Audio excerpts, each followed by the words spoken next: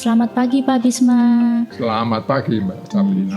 Tiba-tiba dia datang ke kantor, dia mengatakan, Mas, saya mau pamit. Duh, mau kemana? Saya bilang, kita ini salah katanya. Oh, salah ada apa? Ya kita ini kan belum kaya. Kok mau bantu orang miskin? Kita ini kan juga masih miskin.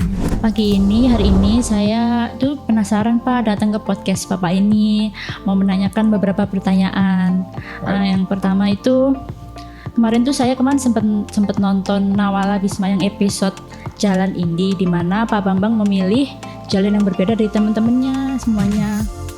Sampai-sampai ditawarin dari anggota DPR, bapaknya menolak. Nah itu gimana Pak ceritanya sampai bisa mendirikan Bina Swadaya yang udah berdiri selama 50 tahun ini? Iya. Ini kalau saya melihat perjalanan itu, saya bisa memetakan menjadi 3 bagian. Karena sifatnya berubah. Waktu itu Yayasan Sosial Tani Membangun yang sekarang namanya Bina Swadaya itu hanya menjadi bagian dari Ikatan Petani Pancasila. Jadi menjadi semacam badan hukum dari proyek-proyek Ikatan Petani Pancasila. Nah, sebagai badan hukum saja yang dilakukan oleh gerakan seluruhnya ini adalah ya bentuknya gerakan sosial ekonomi Pancasila. Itu yang kami lakukan. Jadi bentuknya gerakan dengan anggota di seluruh Indonesia dan sebagainya. Ada program-programnya, ada pendekatan-pendekatannya, dan itu tergantung daerah-daerah berkembang. Nah, pada tahun 73, jadi itu sejak saya tahun 65 sampai 73 itu bentuknya gerakan. Tapi setelah 73, 74 ke arah 1999, sekitar 25 tahun, itu bentuknya bukan gerakan lagi, tapi lembaga pengembangan sosial. Mengapa? Karena Ikatan Petani Pancasila, karena dukungan atau dorongan dari pemerintah Orde Baru, itu dijadikan satu dengan ikatan petani yang lain gitu, yang namanya HKTI, Himpunan Kerukunan Tani Indonesia. Nah itu, maka bubar sebenarnya Ikatan Petani Pancasila. Nah kami meneruskan semangat dari Ikatan Petani Pancasila ke dalam yayasan yang sudah dibentuk. Itu kemudian berkembang, saya pelajari, ini lebih bersifat sebagai lembaga pengembangan sosial ekonomi. Nah pada tahun 1999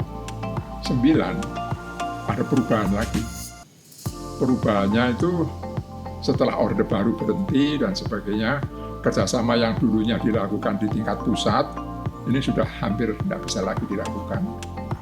Dan kami merasa bahwa mission, cita-cita juga dari Bina Swadaya ini bagus, jangan tergantung bantuan.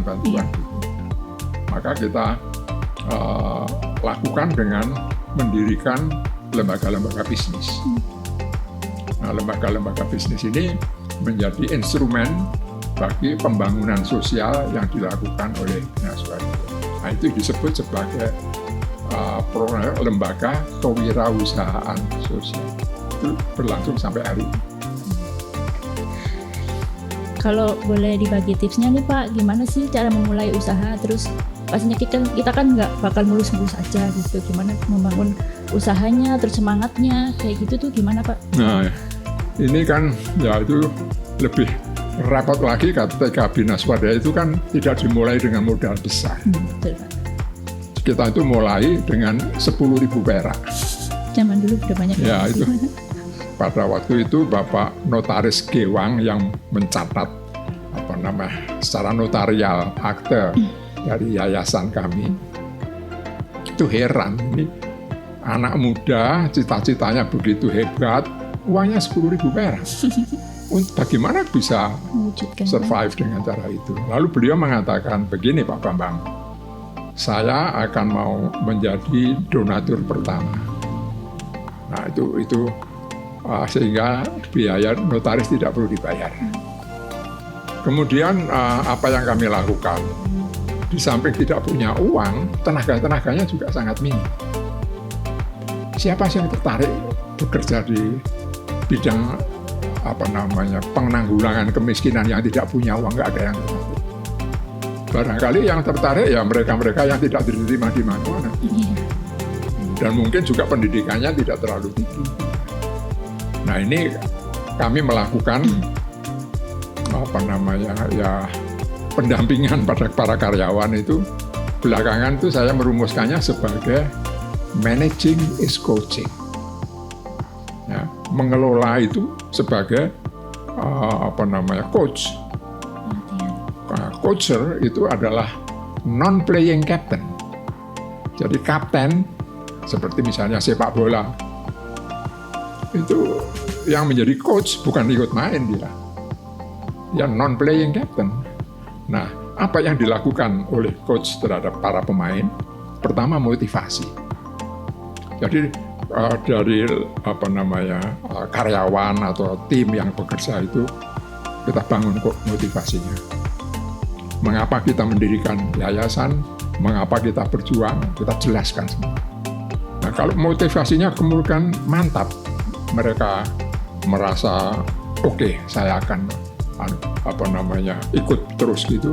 Lalu kita empower, kita berdayakan, kita tingkatkan kemampuannya, kita sekolahkan, kita latih, kita macam-macam. Nah, itu dengan demikian mereka mempunyai motivasi. Kalau pemain sepak bola itu golnya, cetak gol sebanyak-banyaknya begitu kan. Nah, ini kalau pekerja sosial ekonomi di kalangan Bina Swadaya ini ya, bagaimana kita secara nilai-nilai yang luhur itu kita terapkan dalam penyelenggaraan organisasi. Nah, kalau ini juga berhasil, maka kita berikan delegation, kepercayaan. Kita percaya untuk mengambil peran sebagai pimpinan atau apa di dalam suatu bidang-bidang tertentu. Penerbitan, pelatihan, toko, konsultansi, ini semuanya kita serahkan kepada mereka. Nah, mereka lah pemain di lapangan yang melakukan. Nah, itu ternyata itu berlangsung bagus gitu ya. Bukan tidak ada gejolak, pasti ada lah. Bukan seperti air mengalir begitu aja sampai ke laut.